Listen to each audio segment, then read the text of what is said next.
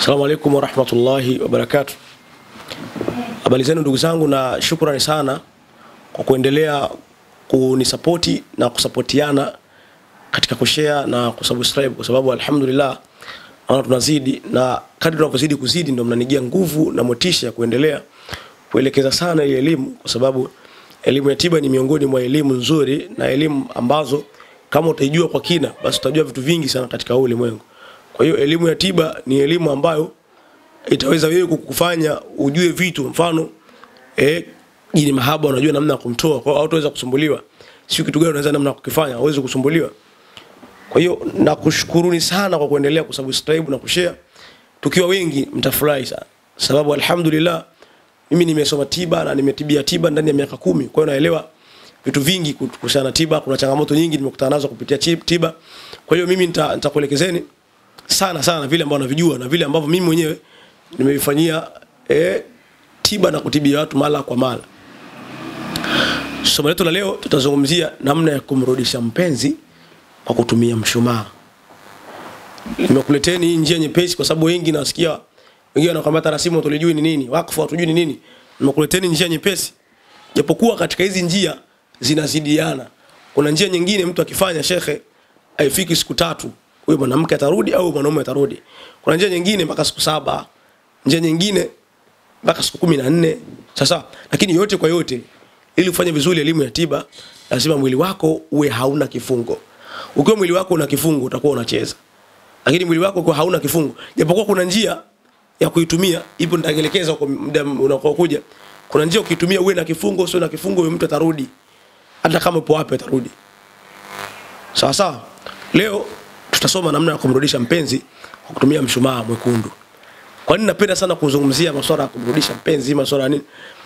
Mapenzi ni kitu ambacho kinaendesha dunia. Yaani ulimwengu kama hujapata mpenzi au haujapendwa au ushawahi kupendwa na kutendwa, utaelewa mimi nazungumza nini. Kwa sababu katika ulimwengu ili upate utulivu lazima upate mahusiano ambayo yametulia.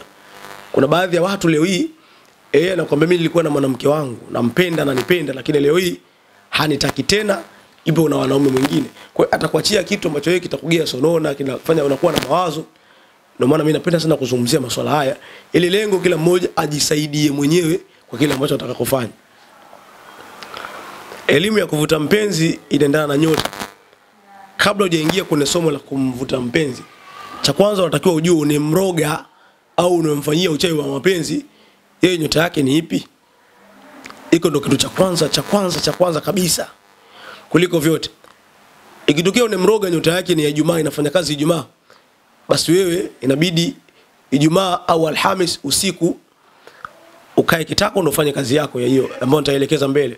Kama ikitokea mtu ambaye unemvuta asili ya nyota yake ni Jumanne, basi natakiwa Jumatatu usiku kuamkia Jumanne umfanyie kile ambacho atakufanya. Lakini kama ikiwa Alhamis, mfanyie Jumatano kuamkia Alhamis, au hiyo Alhamis yenyewe saa 1 au saa 8. Sawa. Kuna kipindi kuna mtu alikuwa anacheza nje, alinipigia simu akaniambia mimi nateso sana mwanamke. Nikamwambia tutamrudisha huyo mwanamke kwa muda mfupi sana. Akaniambia sijui kama utaweza, kwa sababu watu wengi wameshahangaika na hamna alichokifanya. Nikamwambia mimi sijisifi, lakini nitamrudisha. Akaja akarudi yule mwanamke, na mpaka leo wapo wote na watu wengi tunafanya. Kwa hiyo hii nimekuletea njia nyepesi kwa sababu mjisaidie wenyewe tu kwanza. Tunafanyaje ili tuwarudishe wapenzi ambao wameondoka? Cha kwanza, ruhusu kitu kimoja, tafuta picha ya huyo mwanamke unataka kumrudisha au huyo mwanaume ambao unataka kumrudisha. Tafuta picha yake. Baada ya kutafuta picha yake, ikifika usiku wa ile nyota yake yeye inafanya kazi, watu wameshalala, usiku iwe saa 8, saa 7, kaa kitako. Ile picha yake iweke chini mbele yako, weka kitako. Vaa nguo nyeupe. Baada ya kuvaa nguo nyeupe, chukua ile mshumaa unaweka mbele na ile picha yake unaweka hivi. Picha inakaa kulia, mshumaa unakaa kushoto huko. Baada ya hapo ule mshumaa utachukua pini, utaandika jina lake la huyo mwanaume. Mfano kama Salum, utaandika ile Salum kuanzia juu kwenda chini. Ile jina, ile herufi S ianzie juu kwenda chini. Inakuwa kama ni mtu kakaa, mfano labda mtu kakaa simama, kichwa chini miguu juu. Yaani ile S inakuwa juu kwenda chini. Ya ule mshumaa unaandika mara 7. Kisha unaandika na kuita wewe fulani bin fulani. Nataka uje hapa kwa nguvu ya moto, upepo, udongo na maji.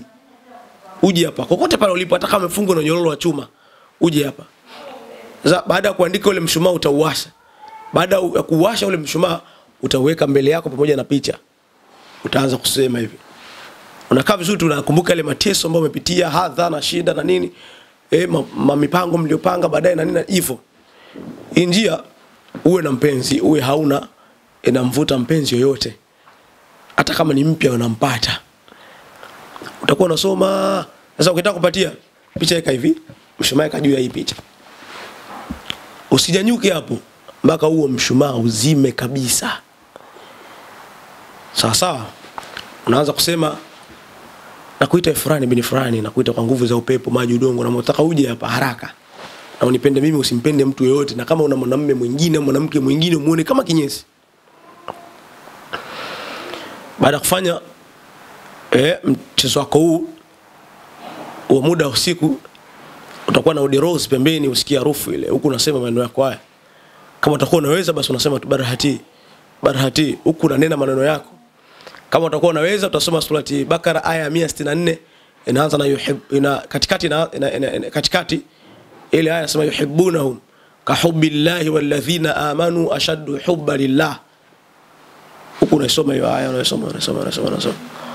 Kama utaweza, lakini kama huwezi hivi tumia tu kawaida na kuita wewe fulani bin fulani, nataka uje kwa nguvu hivyo. Njia imefanywa majaribio mara nyingi na imetoa majibu. Kikubwa tu uwe na mwili safi ambao hauna uchawi. Mwili una mvuto vizuri, ukifanya hii itakuletea majibu ya haraka sana. Baada ya kufanya hivyo, yale mabaki ya ile picha na ile mishumaa utaifunga vizuri, utaenda kutupa kwenye asili ya nyota huyo mtu wako. Kama itakuwa maji, katupa baharini huko mabaki yake. Utachanganya chumvi ya mawe na pilipili mango, utaenda kutupa baharini. Kama itakuwa asili yake huyo mtu ambaye unataka kumrudisha ni moto, yale mabaki yaliyobaki utafunga vizuri pamoja na chumvi ya mawe na pilipili mango, utachoma. Kama ni udongo unaziga, kama ni utatungika, ni hivyo. Baada ya kusoma hayo, nakupendeni sana na amani ya juu yenu. Shukrani.